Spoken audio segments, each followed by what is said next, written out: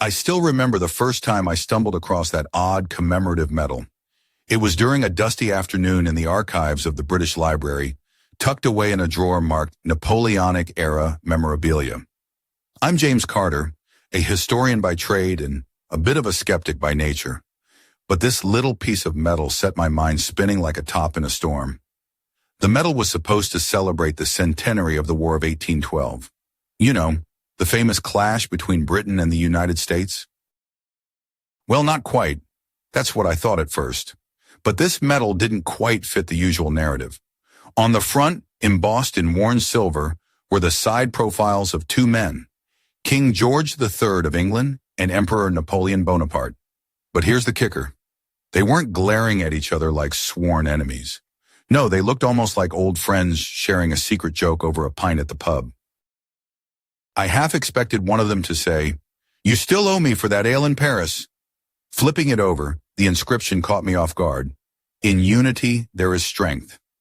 Now, I'm no expert in diplomacy, but I'm fairly certain that if two monarchs were bitter rivals, their commemorative medal wouldn't preach unity. That's like making a friendship bracelet for your archenemy. Charming, but slightly suspicious. It got me wondering, what if the story we've been told about that war, the epic battle between two great powers, was only half the truth? Maybe, just maybe, these two weren't enemies at all. Maybe they were partners in a game far more complicated than any textbook ever let on. That day, as I sat in that quiet corner of the library, I realized I was holding the first piece of a puzzle that could rewrite history, or at the very least, make it a lot more interesting. But what was this unity about? And who were they really united against? The answers, I was sure, were hidden somewhere beneath the layers of official history, waiting for someone curious or stubborn enough to dig them out. And, well, lucky me, I'm just that guy. The more I dug, the stranger things became. My next lead took me from the quiet halls of London to the misty streets of Canterbury, a town steeped in history but far removed from the grand stages of empires. There, in a small, cluttered antique shop filled with faded maps and yellowed letters, I found a curious old book titled Monuments and Medals of the Great European Wars. The spine was cracked and the pages smelled like secrets. Flipping through, I discovered a whole section dedicated to the so-called War of 1812, but the descriptions didn't quite match the battles I'd learned about. One medal in particular caught my eye. On one side was Napoleon's profile, his famous bicorn hat tilted just so, the image every history lover knows. But on the reverse, the Grand Cathedral of St. Michael's, the pride of London, with the dates 1812 and 1912 etched beneath. I nearly dropped the book. It was like putting a firefighter and an arsonist on the same team photo. The logic was all wrong. Why honor the man supposedly responsible for burning the city with a symbol of its salvation? It was as if someone had mixed up the script and forgot to tell the actors. Then came the kicker.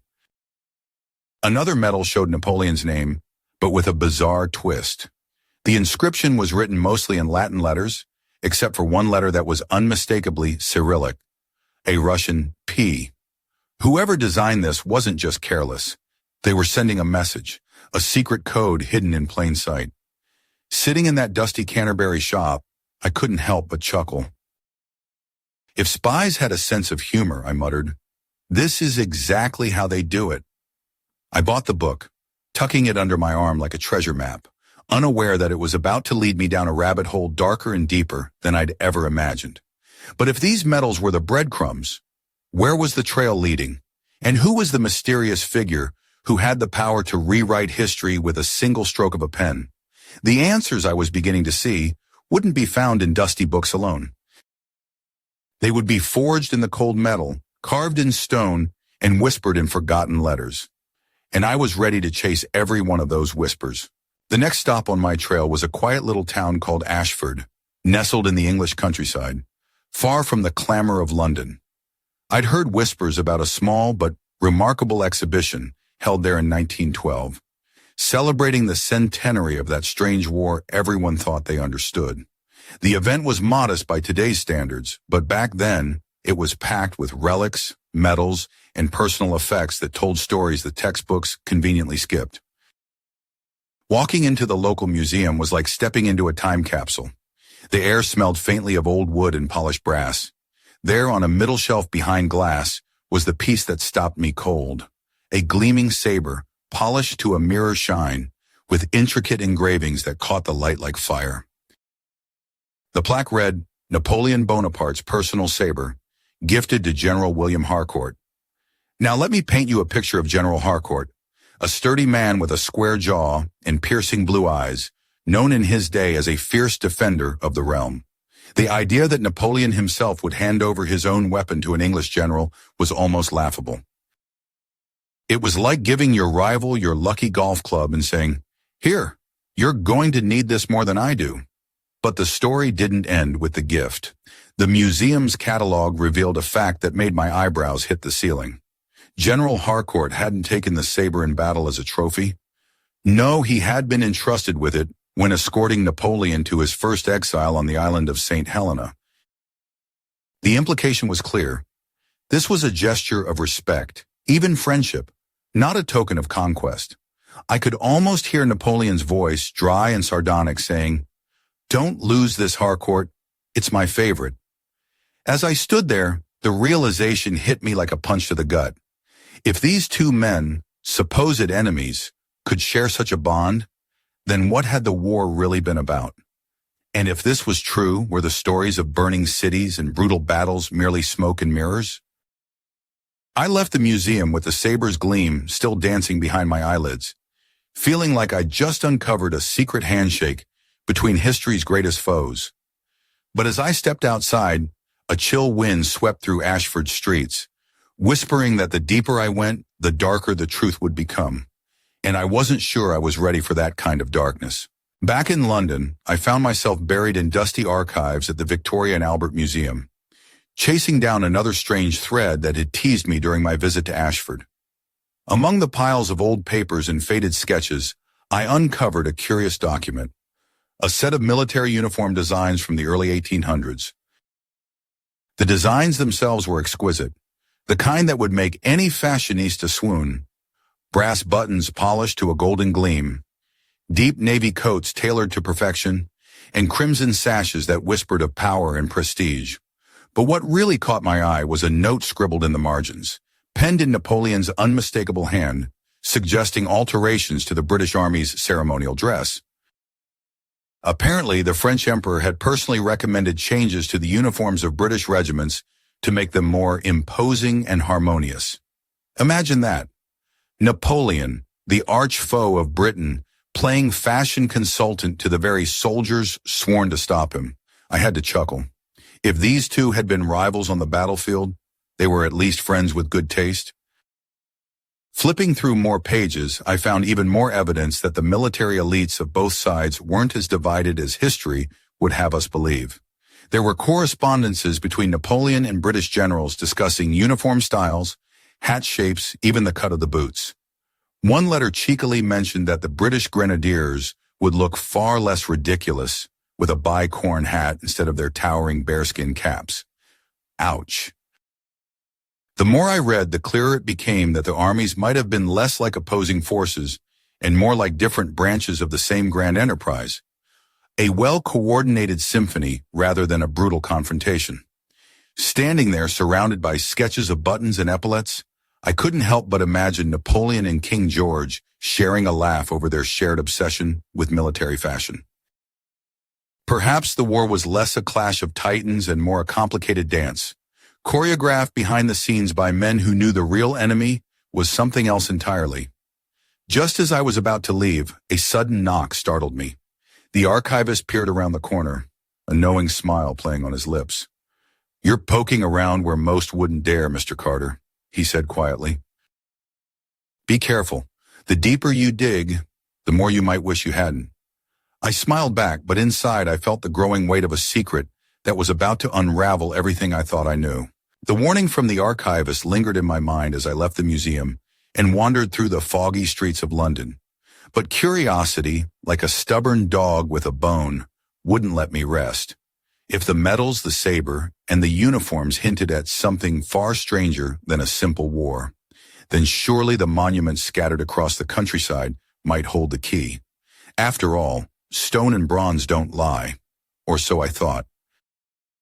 My next destination was the village of Tidbury, a sleepy place with cobblestone lanes and a pub where the locals still swap stories about battles fought long ago. There, standing tall in the village square, was a monument erected in 1834 to commemorate the valor of the British Army during the Great European Conflict. At first glance, it was the usual, a towering column topped with an imposing eagle. But as I looked closer, my heart skipped a beat. This was no ordinary eagle. It was a single-headed eagle, its neck curved proudly to the left. The very emblem Napoleon's Grand Army had carried across Europe. Not the double-headed eagle of British heraldry or the traditional symbol of the empire, but Napoleon's own banner. I blinked, thinking perhaps the sculptor had been a fan of French art or simply made an error. Yet there was more. The inscriptions praised the British soldiers for saving Europe, and specifically mentioned the unity of crowns standing against a common foe. Unity? Together? This wasn't the story we learned in school. This was something else, something deliberately hidden. Later, in a dimly lit corner of a nearby library, I uncovered similar monuments scattered across England and even in little towns in Wales and Scotland. Each one bore the Napoleonic eagle or symbols associated with France's imperial army. It was as if these monuments whispered a secret in stone. The war had never been a simple battle of good versus evil. I caught myself laughing quietly in disbelief. So much for the enemy, I muttered. Maybe they just swapped uniforms and held hands when no one was looking. But beneath the humor lay a knot of unease. What if those monuments weren't mistakes or artistic flourishes? What if they were coded messages, relics of a forgotten alliance? And if the British and French fought side by side, then who exactly had they been fighting against? The fog outside thickened as night fell, and with it came a chilling thought. The closer I got to the truth, the darker the shadows around it grew. And somewhere, someone was watching. The chill from that evening in Tidbury clung to me as I returned to my cramped London flat, the flickering street lamps casting long shadows that seemed to stretch like silent sentinels, guarding secrets best left buried. I poured myself a stiff drink, trying to steady my nerves, but the unease only deepened. The monuments with their French eagles weren't just oddities. They were clues, breadcrumbs leading to a truth someone had gone to great lengths to hide. The following morning, I found myself at the British National Archives, a cavernous maze of documents and forgotten histories. Hours later, I unearthed a document so unexpected it felt like stepping through a looking glass. A letter penned by none other than King George III himself, addressed to Napoleon Bonaparte.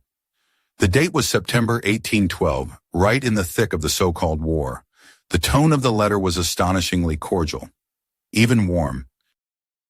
George called Napoleon my esteemed brother in arms and spoke of their shared commitment to preserving the balance of power in Europe.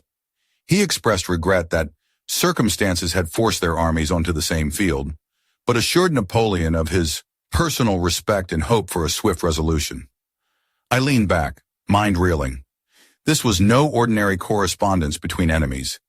This was the dialogue of partners, perhaps even conspirators. It felt like reading a love letter between rivals, filled with grudging admiration and veiled understanding. But what truly stunned me was a postscript, almost an afterthought. May our unity be the shield against those who threaten the realm from beyond our sight. Beyond our sight, I read that line twice, then thrice. Who was lurking in the shadows, the real enemy threatening the continent? And why had these two great monarchs presented a united front while the world believed them locked in mortal combat? I pictured the grand halls of Buckingham Palace and the Tuileries Palace, two seats of power linked not just by war, but by secret pacts and shared fears. Suddenly, the war seemed less like a brutal clash and more like a carefully staged performance, a grand masquerade to conceal a deeper conflict. As I closed the letter, a sudden noise startled me, the sharp creak of a floorboard outside my door. Heart pounding, I went to the window and peered into the fog. For a fleeting moment, I thought I saw a shadowy figure slip into the mist, vanishing before I could blink. History, I realized, was no longer just words on a page. It was alive, watching me back. And I wasn't sure if I was the hunter or the hunted. The shadowy figure outside my window had vanished like a ghost, but the sense of being watched clung to me like a second skin. I tossed and turned that night, the letter from King George echoing in my mind. "My esteemed brother in arms." The phrase played over and over, mocking the black and white history I'd been fed all my life. The next morning I needed answers, and fast. My only lead was the mysterious enemy beyond our sight, lurking in the background of these cryptic letters and medals. Who or what could be so powerful that two of history's greatest rivals set aside their differences to face it together? I booked a train to the quiet town of Harrogate in Yorkshire, where an old family estate had recently opened its private archive to researchers. The estate once belonged to General William Harcourt, the same man who'd received Napoleon's saber. If anyone had insights into this tangled web, it would be his descendants. The manor was an imposing Victorian pile, surrounded by gardens that had seen better days. Inside, the air was thick with the scent of old paper and polished wood. After introductions, the current Lady Harcourt led me to a dimly lit room lined with shelves bursting with leather-bound volumes, faded portraits, and dusty trunks. "I've heard stories about my great-great-grandfather's strange relationship with Napoleon," she said, her voice a mixture of pride and curiosity. "There's a diary he kept during the war, though no one's read it in decades. Perhaps you'd like to see it?" I barely contained my excitement as she handed me the fragile leather-bound book. The handwriting was sprawled and elegant, but the words inside were anything but ordinary. Harcourt wrote not of battles and bloodshed, but of secret meetings between the Allied commanders, nights spent poring over maps, and whispered strategies against a mysterious power known only as the Eastern Shadow. One passage chilled me to the bone. "Our armies do not fight each other. They march as one against a force that threatens to engulf the continent. A realm beyond Muscovy, ancient and vast, whose ambition knows no bounds." The diary hinted at alliances forged in shadows, betrayals buried beneath layers of propaganda, and a war waged not between England and France, but against a hidden empire that history had erased. I closed the diary slowly, heart pounding. The story I'd thought I was chasing was much larger, darker, and far more dangerous than I'd imagined. And as the Harcourt estate's old grandfather clock struck the hour, I realized one thing for certain. Some secrets refuse to stay buried, and some enemies never truly die. The Harcourt diary weighed heavy in my hands as I stepped back onto the misty streets of Harrogate. The sun fought a losing battle with the gray skies, casting long shadows that seemed to stretch like fingers, reaching for the truth I was only beginning to grasp. The Eastern Shadow, a realm beyond Muscovy, ancient and vast, sounded less like a place on any map and more like a whispered legend from a half-forgotten nightmare. Back in London, I spread out all my findings across my cramped desk. The medals, the saber, the letters, the uniforms, and now this diary filled with coded language and veiled references. Each piece was a thread in a tapestry far more complex than any history book dared to reveal. It was as if the War of 1812 had been a stage play, with Napoleon and King George not as enemies, but as co-stars performing a drama scripted by a hidden hand. As I traced the intricate patterns of these clues, one question gnawed at me relentlessly. Who or what was this Eastern Shadow that had forced two emperors to unite? The diary hinted at a civilization so powerful, so deeply rooted, that it threatened to swallow Europe whole. A lost empire, erased from history, yet alive in whispers and symbols. That evening, I found myself wandering along the Thames, the river reflecting the city's glowing lights like a fractured mirror. I stopped at a quiet bench and pulled out a small, faded map I'd discovered tucked inside one of the metal's cases. The borders were unlike any modern map, the eastern edge ending abruptly at a range of mountains labeled the Urals, with a vast expanse beyond marked only as the Forgotten Lands. I chuckled bitterly. Forgotten lands, eh? Sounds like my last holiday destination. But beneath the humor was a chilling realization. The war I'd been taught was between England and France was actually a campaign against a hidden empire, one so potent it needed all of Europe's might to confront it. The burning of London, or in the original story Moscow, was not the act of an invader, but a desperate scorched earth tactic by a losing side determined to deny the victors their prize. Just as I was about to pack away my notes, my phone buzzed. An unknown number. I hesitated, then answered. A low voice whispered, "Mr. Carter, some histories are better left undisturbed. You're getting too close. Walk away or be consumed." The line went dead. I stared at my phone, heart hammering. The game had changed. The past wasn't just a puzzle anymore. It was a trap, and I was right in the middle of it. The warning echoed in my mind like a sinister drumbeat as I sat alone in my flat, the city's hum fading into a distant murmur. Someone was watching. No, more than that. They were guarding the past, determined to keep its truths locked away in shadows. And now I was marked as a threat. Sleep was a stranger that night. I kept replaying everything I'd uncovered. Medals celebrating unity between enemies, a saber gifted as a token of respect, uniforms designed in secret collaboration, monuments crowned with the enemy's emblem, letters between monarchs addressing each other as brothers, and a diary revealing a forgotten empire lurking beyond the Urals. The pieces were screaming a story that history textbooks had buried. A grand alliance, a massed war, and an enemy so powerful it forced Europe's greatest rivals to stand side by side. But if the truth was this explosive, why had it been hidden for so long? Who stood to gain from the lie? And more importantly, who would silence anyone digging too deep?